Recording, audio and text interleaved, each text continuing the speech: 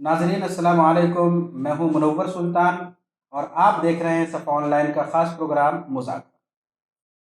Social media से जहां बहुत से फ़ायदे हुए, मिनटों और सेकंडों में मालूमात हमारी एक उंगली के नीचे होती है, वहीं एक बड़ा नुकसान ये हुआ कि लोगों में पढ़ने और मुताला करने का रुझान कम से कमतर होता जा रहा है। ऐसे वक्त में जो लोग इल्म की बात करते हैं, मुताले की बात करते हैं, मुताले को फ़रोग़ देना चाहते हैं, वो यकीनन काबिल क़द्र हैं और काबिल सताइश हैं। आज मेरे साथ दो ऐसे दोस्त हैं जिनका ताल्लुक़ इल्म और मुताले से है। पर्चों की दुनिया में एक मारूफ़ पर्चा जो नौजवानों के लिए है, एक ऐसी मैगज़ीन जिससे नौजवानों की इल्मी ज़रूरत पूरी होती है, माहनामा रफ़ीक़ मंज़िल।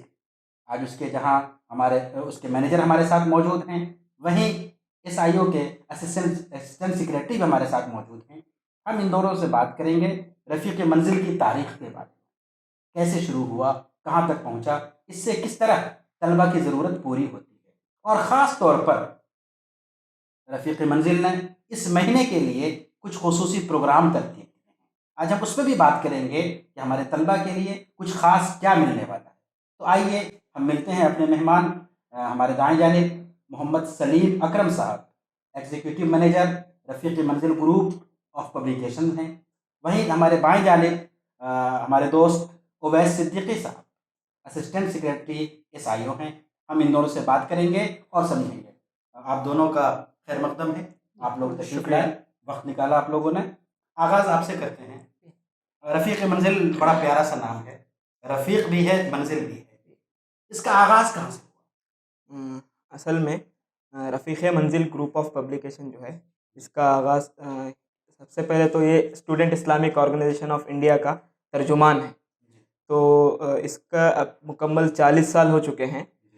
5 साल जो है एसआईओ के शुरुआत से पहले जो है रफ़ीक़ मंज़िल पटना बिहार से शाया होता था।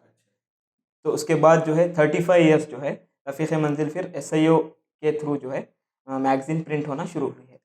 असल में रफ़ीक़ मंज़िल के जो है अभी एक 3 शुमारे हैं, 3 तर्जुमान हैं एसआईओ के। उसमें से एक द कंपेनियन है जो अंग्रेज़ी ज़बान में अभी ऑनलाइन की शक्ल ले लिया है। इसके अलावा जो है छात्र विमर्श है, ये जो है हिंदी ज़बान में जो है अभी वो। इसके अलावा जो है रफ़ीक़ मंज़िल जो है उर्दू मंथली मैगज़ीन जो है प्रिंट होती है, शाया भी होती है और प्रिंट होके पब्लिश भी होती है। उसके 40 साल पूरे हो गए। जी 40 साल यानी 40 साल पूरी पाबंदी से ये मैगज़ीन शाया हो रही जी अल्हम्दुलिल्लाह मुस्तकिल जो है 40 सालों से जो है ये सरगर्म अंजाम दे रही है। उवैस साहब,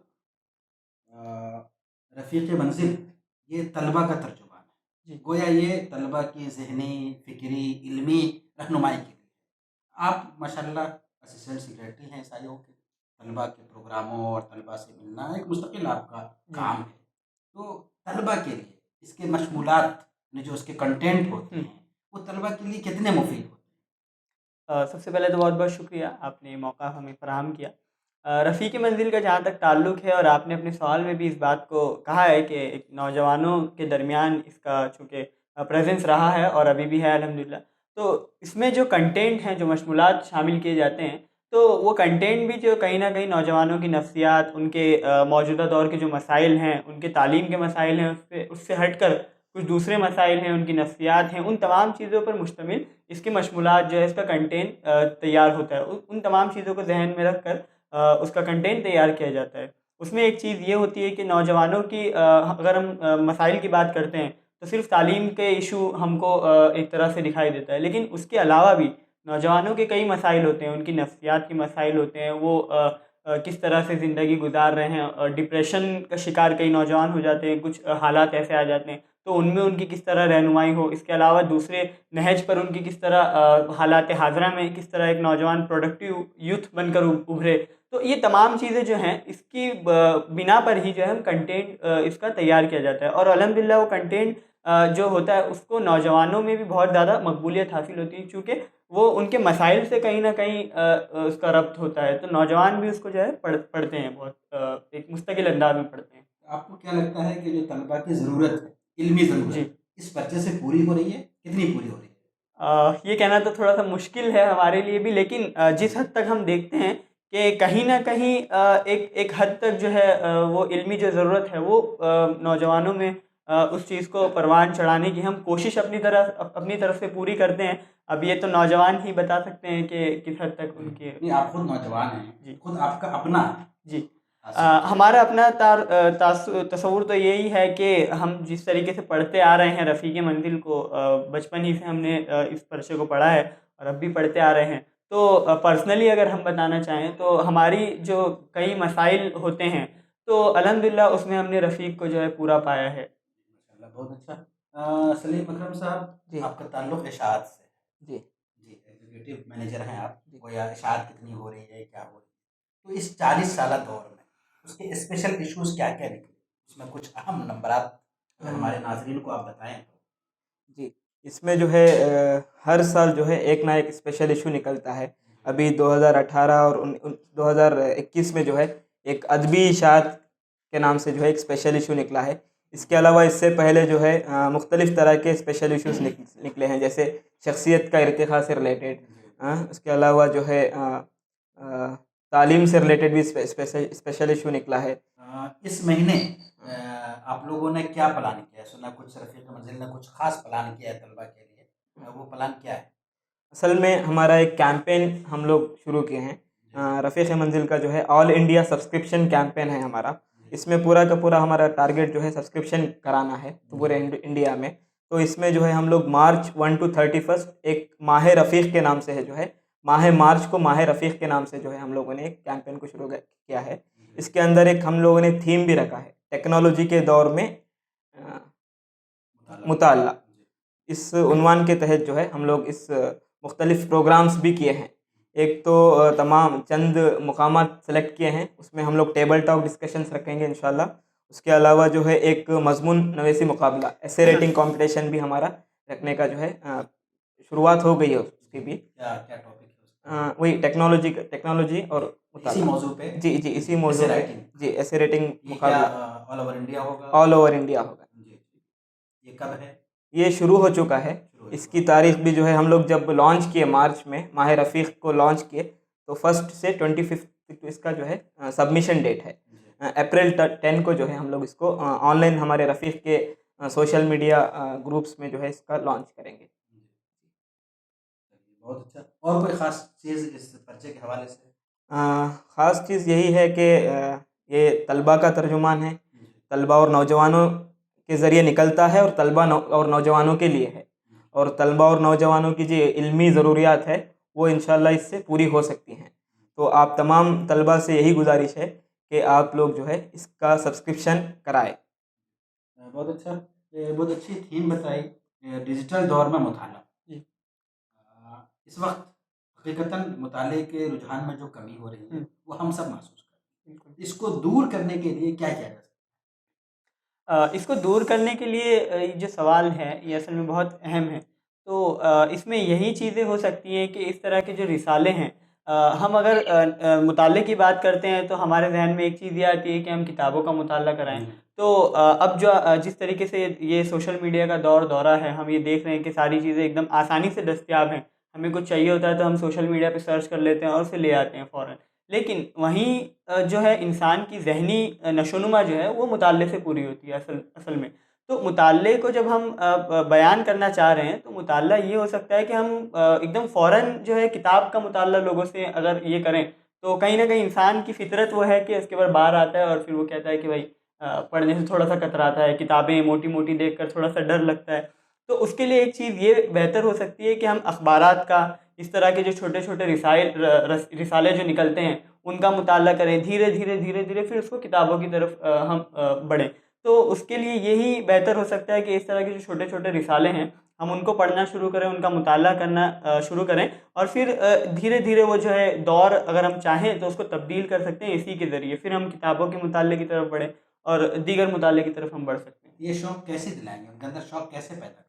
شوق اسی طرح پیدا کیا جا سکتا ہے کہ ان کے جو مسائل ہیں یا پھر وہ جو پڑھنا چاہتے ہیں ان کا جو انٹرسٹ ہے، ایریا آف انٹرسٹ جو ان کا ہے، ہم ان ایریا آف انٹرسٹ کو جو ہے اپنے شماروں میں، اپنے رسائل میں اور اخبارات میں یا کتابوں میں بھی وہ ساری چیزوں کو شامل کریں. تو جب انسان کا ایریا آف انٹرسٹ اس کو سامنے دکھائی دے گا، رسائل کے ذریعے دکھائی دے گا، کتابوں کے ذریعے دکھائی دے گا، تو انسان ایک آئینہ محسوس کرے گا کہ میں جو چاہتا ہوں وہ سامنے مجھے دکھ رہا ہے. تو ہم اسی طریقے سے جو ہے مطالعے کو بھی لوگوں میں اس کو پروان چڑھانے کی کوشش کر سکتے ہیں، بالخصوص نوجوانوں میں. کیا آپ کو نہیں لگتا ہے کہ مطالعے کی جو کمی ہو رہی کتابوں سے دوری، اس کی ایک وجہ یہ بھی ہے کہ جو نوجوان جس طرح دیکھنا چاہتا ہے، ہوں. ہماری میگزین جس اسٹینڈرڈ کی ہو، جو اس کا آؤٹ لک ہو، جو چیزیں ہوں مشمولات کے علاوہ، اس میں بھی ہم کہیں پیچھے ہیں. ہاں بالکل ہو سکتی ہیں یہ چیزیں. چیزیں تو دونوں ہی طرف ہیں، تو یہ چیز بھی ایک طرح سے اگر دیکھی جائے تو کمی ہو سکتی ہے کہیں نہ کہیں. ہم یہ تو نہیں کہہ سکتے کہ پوری طرح سے ہم 100% یہ کر رہے ہیں، لیکن یہ ہے کہ کوشش تو ایک ہونی چاہیے. اور اس میں ایک چیز جس طریقے سے آپ نے یہ بھی کہا کہ وہ جس طریقے سے دیکھنا چاہتے ہیں نوجوان، تو ہمیں اسی طرح کا کنٹینٹ، اسی طرح کا آؤٹ لک، اسی طرح کا کور سٹوری وغیرہ یا پھر کور پیج ہم اس طرح سے ڈیزائن کریں جیسا وہ چاہتے ہیں. تو اس کے لیے یہی بہتر ہوگا کہ نوجوان خود سجیسٹ کریں.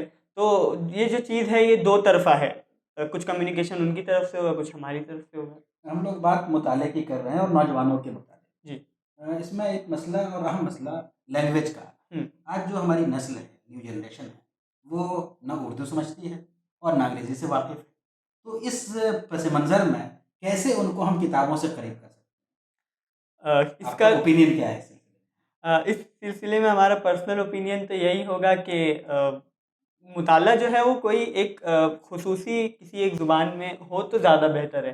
فار ایگزامپل اگر ہم مطالعے کی بات کر رہے ہیں، کوئی شخص اگر اچھے سے انگریزی یا اردو نہیں جانتا ہے لیکن ہم اس کو مطالعہ کرانا چاہ رہے ہیں، تو اس کے لیے بہتر یہی ہوگا کہ ایک زبان کی طرف کسی ایک زبان کو چنیں اور اس کی اسٹڈی کریں، اس کو پڑھیں. اور اس کے بعد کیونکہ ہم یہ چیز دیکھتے ہیں کہ مطالعہ اگر ہمیں کروانا ہے اور میں؟ ہمارے بات زبان کی نہیں ہے، میں کہہ رہا ہوں جو زبان کا معیار ہے جی وہ اردو سمجھتے نہیں ہیں، وہ انگلش، بلکہ آج کل جو ایک لفظ چلا ہے انگلش، تو اس طرح کی زبان سمجھتے ہیں وہ. جی. اور ہمارے پاس ایسی کوئی میگزین نہیں ہے جس کو طلبا پڑھ سکیں، تو ان کو اردو لگتی ہے بہت مشکل، تو ظاہر سی بات ہے وہ دور ہوں گے. تو اس کو کیسے کنٹرول کیا؟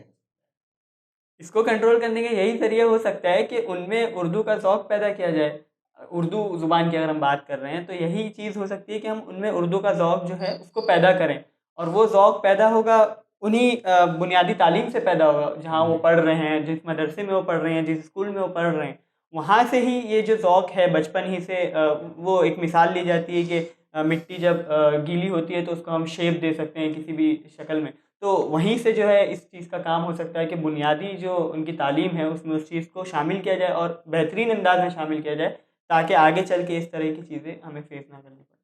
بہت شکریہ ناظرین. آج ہم بات کر رہے تھے ڈیجیٹائزیشن کے دور میں مطالعے کی کتنی ضرورت ہے، اور خاص طور پر جو میگزین ہے، اور اس میں بھی خاص طور پر جو میگزین ہماری نیو جنریشن کے لیے ہے، طلبہ کے لیے ہے، وہ ان کی کتنی بڑی ضرورت ہے.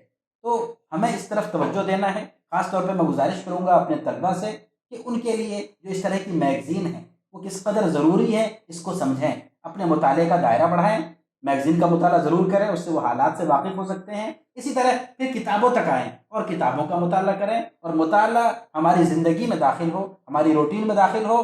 اس طرح جو گیپ ہے اس کو ہم پورا کر سکیں گے. اسی کے ساتھ ہم سب کو دیجیے اجازت. بہت بہت شکریہ. جزاک اللہ.